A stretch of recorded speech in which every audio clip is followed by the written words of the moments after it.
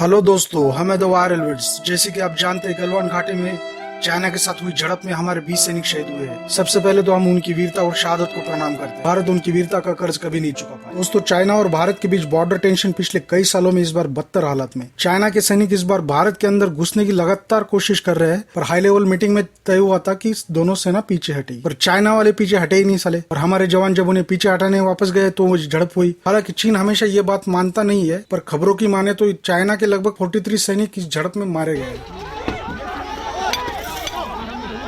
ओए पत्थर पत्थर। खबरों पर नजर डाले तो पता चलता है कि चाइना वाले 3 जगह पर घुसपैठ की लगातार कोशिश कर रहे हैं, जिसमें से पहली जगह है गलवान रिवर वैली, जहां पे ये सारी झड़प हुई थी। दूसरी जगह है पेंगोंग लेक और तीसरी जगह है हॉट स्प्रिंग्स नियर कोंका पास। सुनने में आया है कि अरुणाचल प्रदेश में भी चाइना वाले कुछ हरकतें कर रहे हैं। दोस्तों, भारत और चाइना में सीमा विवाद जो है वो कई सालों से चलता आ रहा है, पर हिंसक झड़प जो हुई है वो 1975 के बाद अब हुई है। दोस्तों, आपको बता दें कि पाकिस्तान ऑक्युपाइड कश्मीर और हमारे बीच में जो बॉर्डर बनी हुई है उसको हम LOC कहते हैं, यानी लाइन ऑफ कंट्रोल। लेकिन जो चाइनीज ऑक्युपाइड लद्दाख है और अपने बीच जो बॉर्डर बनी हुई है इसको LAC कहते हैं, लाइन ऑफ एक्चुअल कंट्रोल। अब दोस्तों, LAC जो है वो क्लियरली डिफाइन नहीं है और इसी के चलते सारा विवाद होता रहता है। खबर के बाद दोस्तों, चाइना के खिलाफ जबरदस्त गुस्सा है लोगों के बीच में और बैन चाइना मूवमेंट जो है वो फिर से तेज हो गया है। खबरें आई कि जनता के साथ साथ कुछ व्यापारी भाइयों ने भी चाइनीज माल ना बेचने के लिए कदम उठाए। उन्होंने कुछ ऑर्डर कैंसिल किए वगैरह वगैरह वगैरह। और साथ ही में MTNL, BSNL और कुछ सरकारी संस्था में भी चाइना की भागीदारी या कॉन्ट्रैक्ट हटाने की खबरें भी आ रही है। दोस्तों, ये साले चाइनीज वाले भारतीय बाजार में इतने अंदर घुस गए कि इनको हटाना मुश्किल है, बहुत मुश्किल है। वैसे नामुमकिन भी नहीं है, बट इसके लिए हम लोगों को बहुत कोशिश करनी पड़ेगी।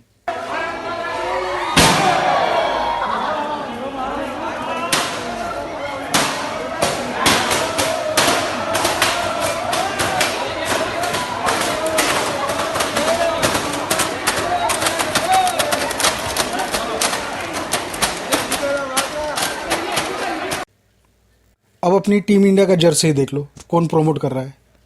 साथ में Paytm, Swiggy, big basket, Ola, Byju, OYO, make my trip, Quikr, Snapdeal, Flipkart, Zomato, हर जगह साले ये घुस गए। हर जगह पे ये चाइनीज वालों का इन्वेस्टमेंट है, हर जगह पे। कहाँ से इनको निकालेंगे, कहाँ पे इनको बैन लगाएंगे। या तो इंपोर्ट या इन्वेस्टमेंट पे ही बैन लगा दे, या फिर हम लोग सेल्फ कंट्रोल करें, क्योंकि कहीं ना कहीं तो रोकना पड़ेगा ना दोस्तों। अगर हमारा ही पैसा हमारे ही खिलाफ यूज हो रहा होगा, हमारे सैनिकों को मारने के लिए उसका यूज हो रहा होगा, तो हम लोगों को भी सोचना चाहिए ना। नहीं तो हम लोग क्या करते हैं, मोबाइल का सेल चालू हो गया, लगे लाइन में लेने के लिए। ऐसे थोड़ी ना चलेगा यार, कहीं ना कहीं पे तो इसको रोकना पड़ेगा। दोस्तों, अब हम चलते हैं अपने अगले टॉपिक की तरफ। जैसे कि आप जानते हैं कि एक्टर सुशांत सिंह राजपूत के जाने के बाद उनके सारे फैंस काफी सदमे में हैं और गुस्से में भी है।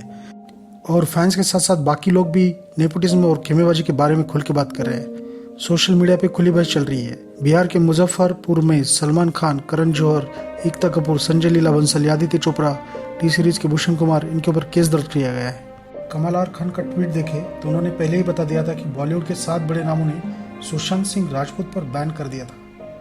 इस टॉपिक पर बॉलीवुड में से भी कई लोग सामने आ रहे हैं, खुल के बात कर रहे हैं और नेपोटिज्म के ऊपर सवाल खड़े कर रहे हैं। चलिए देखते हैं।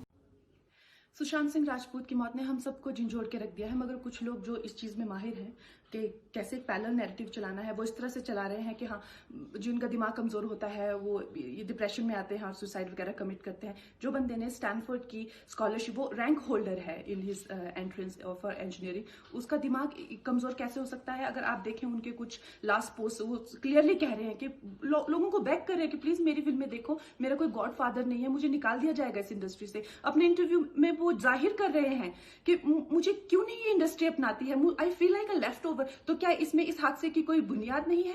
किस तरह से अगर किसी और स्टार किड ने इस तरह से 6-7 के साल के स्पैन में काय पहुंचे, जैसे उनको कोई डेब्यू की कोई एक्नॉलेजमेंट, कोई अवार्ड नहीं मिला, या केदारनाथ या धोनी या छिछोरे जैसी फिल्म, एक गली बॉय जैसी एक वाहियात फिल्म को सारे अवार्ड मिलते। Chhichhore is the best film and the best director, उनकी फिल्म को कोई एक्नॉलेजमेंट नहीं। हमें आपसे कुछ नहीं चाहिए, हमें आपकी फिल्में नहीं चाहिए, लेकिन जो हम खुद करते हैं आप हमारे एक्नॉलेजमेंट क्यों नहीं हमें देते हैं। मुझे इनकी फिल्में, मैं जो खुद फिल्में डायरेक्ट करती हूँ, उनको सुपरहिट फिल्मों को ये फ्लॉप घोषित करते हैं। मुझ पे 6 केसेस क्यों डाले गए, क्यों मुझे जेल में डालने की कोशिश की गई। और मुझे इनके जो चमचे जर्नलिस्ट हैं, वो सुशांत जैसे लोगों पे जो ब्लाइंड आइटम्स लिखते हैं कि वो साइकोटिक है, न्यूरोटिक है, एडिक्ट है। संजय दत्त की एडिक्शन तो आपको बहुत क्यूट लगती है। वो लोग मुझे मैसेज करते हैं कि तुम्हारा बहुत डिफिकल्ट टाइम है, तुम ऐसा वैसा स्टेप मत उठा लेना। ऐसा क्यों कहते हैं मुझे ये? क्यों मेरे दिमाग में डालना चाहते हैं कि आप सुसाइड कर लीजिए? तो ये सुसाइड थी कि ये प्लान मर्डर था? लेकिन सुशांत की गलती यही है कि वो उनकी बात मान गया। उन्होंने कहा तुम वर्थलेस हो, वो मान गया। उसने he didn't remember what his mother told him. उन्होंने कहा कि तुम्हारा कुछ नहीं होगा, वो मान गया।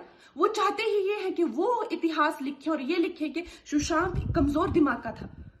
वो ये नहीं बताएंगे कि क्या सच्चाई क्या है। तो हमें ये डिसाइड करना है कि who will write the history. We will decide that.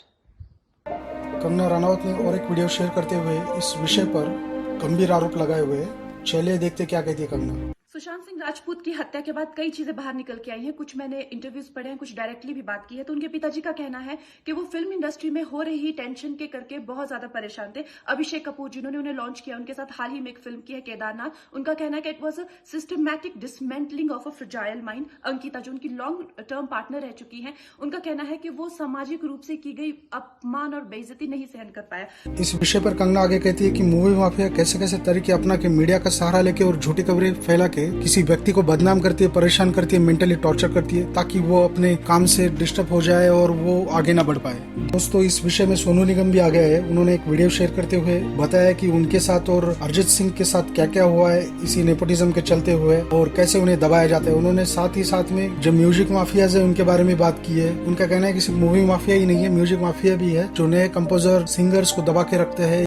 गुजर रहा है एक तो मेंटल और इमोशनल प्रेशर सुशांत सिंह राजपूत के जाने के बाद में, वो जो लाजमी भी है ऑफ कोर्स, क्योंकि अपनी आंखों के सामने एक जवान जिंदगी को जाते हुए देखना आसान बात नहीं है और कोई बहुत ही निष्ठुर होगा कि वो इस बात से अफेक्टेड ना हो। मैं इस वीलॉग से एक रिक्वेस्ट करना चाहता हूँ, ख़ासतौर से हमारी म्यूज़िक कंपनीज़ को,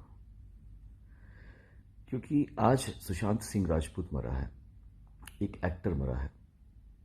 कल आप किसी सिंगर के बारे में भी सुन सकते हैं या किसी कंपोजर के बारे में सुन सकते हैं या किसी लिरिक्स राइटर के बारे में सुन सकते हैं, क्योंकि ये जो माहौल है म्यूज़िक का हमारे देश में वो बहुत फिल्मों से बड़ा माफिया म्यूज़िक में है अनफॉर्चुनेटली। इस विषय पर आगे सोनू निगम म्यूजिक कंपनियों से कहते हैं कि नए बच्चों को इतना भी तंग नहीं करना चाहिए और उन्हें प्रताड़ित नहीं करना चाहिए, उन्हें थोड़ा सा मौका भी देना चाहिए। इसके बाद में सोनू निगम ने इनडायरेक्टली सलमान खान के ऊपर भी सवाल खड़े कर दिए। चलो देखते क्या बोलते हैं वो सलमान खान के लिए। मेरे साथ में ऐसे हो सकता है कि मेरे गाने मैं गा रहा हूं और कोई बोल रहा है कि वही एक्टर जिस एक्टर के ऊपर आजकल उंगलियां उठ रही हैं वो एक्टर बोल रहा है कि इसको मत गवाओ, और उसने अरिजीत सिंह के साथ भी कर रखा है। तो ये क्या है? मतलब अरे how can you use your power like that? दोस्तों इस टॉपिक के ऊपर साहिल खान भी आ गया है। साहिल खान वही एक्टर है जिन्होंने स्टाइल फिल्म में काम किया था। उन्होंने इंस्टाग्राम पोस्ट डालकर ये बोला है कि कैसे उन्हें सलमान खान ने फिल्मों से हटवा दिया सिर्फ इसलिए कि उनका फोटो उनकी पहली ही फिल्म के बाद एक बड़े मैगजीन पर सलमान खान के साथ आ गया था और सलमान खान इस बात से गुस्सा हो गए। हालांकि उन्होंने सलमान खान का नाम नहीं लिया इस पोस्ट में, पर उनका रुख सीधे सीधे सलमान की तरफ ही था। साथ ही में उन्होंने वो कवर पेज भी शेयर किया है जिसमें वो अपनी पहली फिल्म स्टाइल के बाद स्टारडस्ट मैगजीन में सलमान और शाहरुख के साथ नजर आए थे। दोस्तों इस टॉपिक की वजह से जब दीपिका कपूर के ऊपर केस फाइल की गई थी तो उन्होंने इंस्टाग्राम के ऊपर एक पोस्ट डाली है और बोला है कि thank you for the case for not casting sushi, जबकि सुशांत को लॉन्च ही मैंने किया है। दोस्तों इस टॉपिक के ऊपर सैफ अली खान, एजाज खान, पायल रोहगी, अभिनव कश्यप और बाकी बहुत सारे कलाकार भी आ गए हैं जिन्होंने बॉलीवुड में चल रहे नेपोटिज्म के ऊपर कसकर तमाचा मारा है। कैसे यहाँ पे गुटबाजी होती है, कैसे यहाँ पे नए लोगों को दबाया जाता है, इस बारे में उन्होंने काफी बोला है। दोस्तों शाहरुख खान भी जब इंडस्ट्री में नए आए थे तब वो नेपोटिज्म के शिकार थे। इसके बारे में बताया डायरेक्टर विशाल मिश्रा ने। चलो देखते क्या कहते हैं वो अपनी पोस्ट में। पर्सपेक्टिव और एनर्जी मिलती। और अब कल ही बात कर रहा था, सुशांत के बारे में बात चल रही थी। बहुत बड़े प्रोड्यूसर है बॉलीवुड के, 15-20 फिल्में बड़ी बना चुके हैं। तो वो बता रहे थे कि 90s में कैसे शाहरुख को मतलब almost everybody in Bollywood used to hate. मतलब कोई बॉलीवुड पार्टी नहीं थी जो शाहरुख को गाली दिए बिना खत्म होती थी। अगर आपने शाहरुख को पुल डाउन नहीं किया उसकी एब्सेंस में, जो ये बहुत, मैं नाम नहीं लूंगा, बहुत बड़े जो टॉप के 2-4 एक्टर्स थे उस वक्त, जो इनकी जड़ें बहुत मजबूत थी या जो फिल्मी फैमिली से थे, उन लोगों को वो जो जलन थी कि एक लड़का आया और वो बैंड्रा में मकान मन्नत खरीद के बैठ गया है और उसकी हर साल में 3 ब्लॉकबस्टर आती हैं और सडनली सारा पावर सेंटर शिफ्ट हो गया था। तो शाहरुख ने वो सब झेला। दोस्तों आज के लिए बस इतना ही। अगर आपको हमारा वीडियो पसंद आया होगा तो प्लीज लाइक कीजिएगा, हमारे चैनल को सब्सक्राइब कीजिएगा और मिलते हैं हमारे अगले वीडियो में। तब तक के लिए अलविदा दोस्तों।